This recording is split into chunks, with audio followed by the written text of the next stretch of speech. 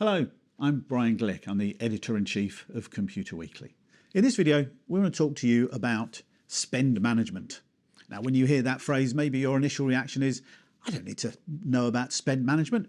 We manage our spend. Well, yes, of course you manage your spend, but how do you manage your spend? Do you manage your spend after you've spent?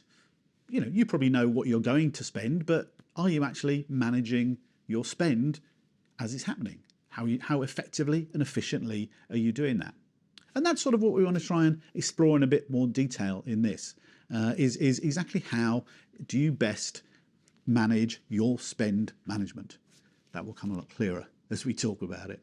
Now, to help me do that, I'm joined by Brandon Till. Brandon is the Head of Transformation at Soldo. Brandon, welcome. Thanks for coming along to join us today. Thank you. Let's try and define what the problem is here, Brandon. There's this phrase which people use a lot now, spend management. But in everyday speak in any business, everybody's going to talk about how they're managing their spend. Tell us really what we mean about the problem that we're looking to solve here. Yeah, it's true. Every business, they've already got an approach for how they manage spending. They're doing this today in one way or another. And the problem that I see is that finance people have become comfortable with what's uncomfortable.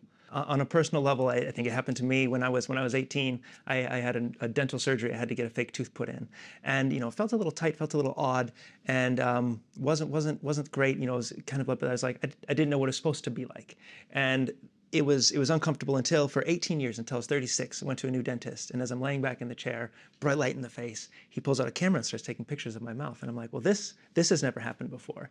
And he tells me he's a teacher at the dental school, and that this tooth has been a strange one that he's never quite seen before, and he offered to replace it, and we went through a procedure. He put in a new one, and then I realized that for 18 years I'd had this really misfitting tooth stuck in my mouth, and it had been tight and uncomfortable, but I'd used to living with it. I didn't know anything different.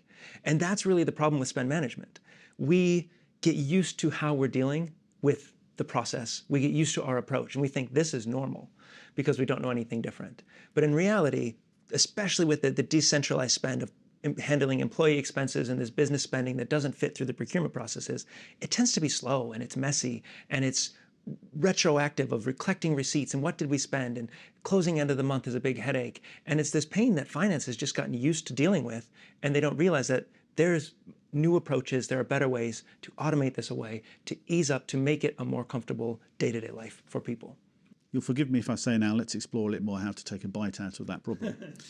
But I think people will identify what you've put there. Maybe the problem, perhaps not the tooth so much, but I think the principle of being comfortable with the uncomfortable is something a lot of people will recognise. You define the problem. What's the impact of it? What does this actually mean across a business when this is taking place? Yeah, it's an impact. It's not a finance problem. It's a business problem. It causes the finance team. It's a lot of wasted time.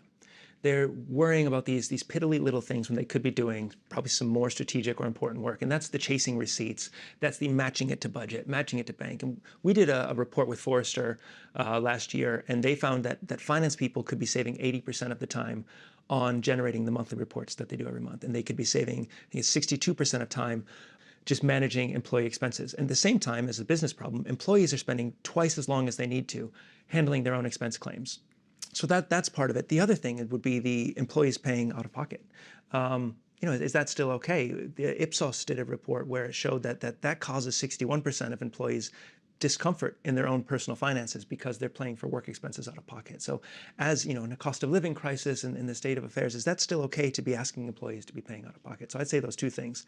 It's the efficiency and it's the use of funds, personal funds for businesses that causes a lot of stress and undue stress towards employees and wasted time for finance.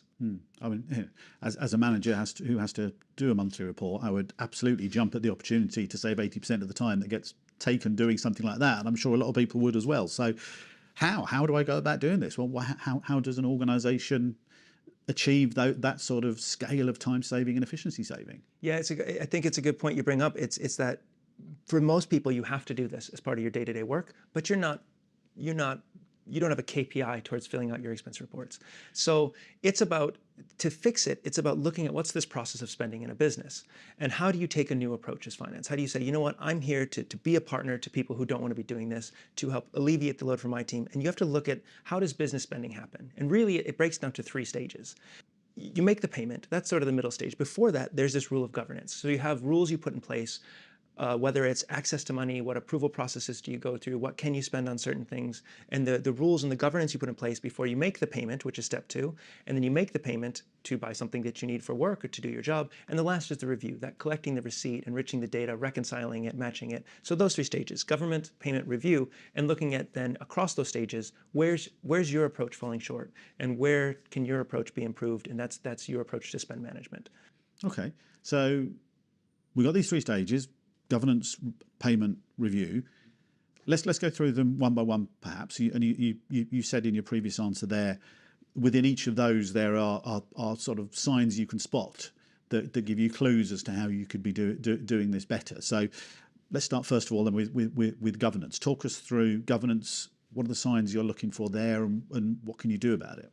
Yeah, so governance, I think you need to look at, do you have a view of spending? Do you have an accurate view of spending as it's happening? For one, you can't control it if you can't see it. The second would be, can you do anything with those budgets once they're set? Are your budgets so locked that once you've set that rule that's it? Or it hurts you to not be able to move that money around as it's needed. As an example, we work with a care home here in the UK, and they needed to start recruiting for more workers for their home, and so they set a new digital ad budget. They were using Soldo, our platform, so they were able to create a separate budget for that, and a separate card, a virtual card that they put towards these ad platforms, and they set a monthly budget. 3 days later, the head of HR is recruiting for this, comes back and says, hey, this card's not working. And the finance person takes a look at it, and the monthly budget had been spent in 3 days. And so because they had the visibility to see exactly what's happening, because they had preset rules to know you're not going to overspend and you can control this, they had the visibility, and they could then have a conversation to say, hey, you set something up wrong, but the risk was limited. They spent their budget, they didn't overspend, they didn't get to the end of the month and find out we greatly overblew our budget. So governance is about having the controls without being controlling, and putting it in place so that you have that visibility, you can see what happens, and then have a conversation to figure out what's the best way forward in a situation like that.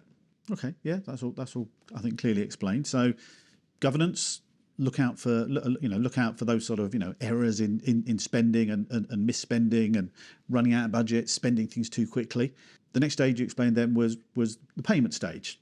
Same question in that. What do you need to look out for during that sort of payment phase? Yeah, payments is an interesting one because it feels like it should be easy. We make payments for things every day in our regular lives. And somehow, again, in business, we've made this hard. And so the questions I'd ask for people is, do people need to wait ages to get access to money in their company to make a payment for work? And do they need to use their personal funds to make purchases for work? I know on just from my own experience, I've had times where I'm traveling for work and I need to request funds to buy like a plane ticket, and the amount of time then to get those funds, this is in the past, it's been, by the time you get it, you watch that flight, the cost of the flight go up and up and up. So all of a sudden you're spending more than you could have if you would have had easier access to the funds. And the second is then just paying out of pocket, right? Is that still something that you're okay with having employees do? It does cause that undue stress. It does cause some extra anxiety, and can you enable your employees to be spending company money and to not have to deal with that this day and age? Okay, so that's the payment stage, and I think you've given some very easy to understand and probably very easy to recognise sort of red flags for people to look out for in that stage of the process. Let's come on to the third of those, which was your review process. Again, what are the sort of things people need to be looking out for here? Yeah, there's 2 things I'd say finance should look out for in review, and one is time. Are you spending a lot of time in your review process chasing down those receipts, reconciling expenses? So is it an inappropriate amount of admin that you're spending there, and could that be a way you really free up time for your team and for the business? 2 is just duplicate expenses. Do you suspect maybe you have duplicate expenses coming through, whether that's a number of companies have multiple subscriptions to the same software they could consolidate, or software they've subscribed to that they're no longer using, and to have a clear view of that so you know where you can help to cut. So giving yourself better review processes, mainly it just saves a lot of time for finance teams, for employees, and helps free people up to do more important work for the business. Okay, so you've given us a very clear picture here of these 3 key stages, ways that people need to think about in order to get better at spend management. There's an obvious closing question to you really here in terms of for anybody who's watching this and thinking, I can recognise that we need to get better in these sort of areas. If you're at the start of that process, starting to think about how do we improve this, how do we have a look at how we could do things better in our organisation, what are the maybe one or two things that you would advise people to say, keep this in your mind? This is the thing you need to always be thinking about. There's a couple things. One, if you're looking at this idea is that you have payments made in governance, making payments in the review, it's not thinking of them as three separate stages. Think of them as one stage. How do you connect them together? So if you can have employees making payments that are connected to the rules and that you put in place, the governance, that's where you get real control as finance. And you can control the spending while freeing up employees to spend. The other would be then connecting that payment stage to the review stage. So instead of spending that time, you now have visibility. You understand what's spent, where, when, by whom. So you get that control and that visibility, which is so vital for finance. So thinking of these three stages as a single process, and how do you help consolidate them as one thing? And that's really effective spend management. The second would be, if you suspect that you have problems in these areas or others, we have a checklist. It's called 6 indicators. You might need a spend management solution. So it can help you to delve into some of the other common problems or common symptoms that we see businesses have in their current approach that might be causing them this pain that they're unaware of, or that they realize there could be a better way for us to do this. So check out that checklist. Reconsider your approach, and if you're living with what's uncomfortable, would be my advice. Yeah, I think that I do like the whole phrase of getting used to, getting comfortable with the uncomfortable. I'm sure that's something a lot of people will very much recognise from what you've been saying there, Brandon. Brandon Till from Soldo, thank you very much for coming along on sharing your experiences of helping people to manage their spend more effectively. Perhaps, hopefully, we've given you a bit of an indication here now about, what's the difference between spend management and simply managing spend, and how a new approach and a spend management solution could help you to be a lot more effective and efficient in the way you spend your organisation's money. That's all we've got time for this time. Thanks very much for watching. Bye-bye.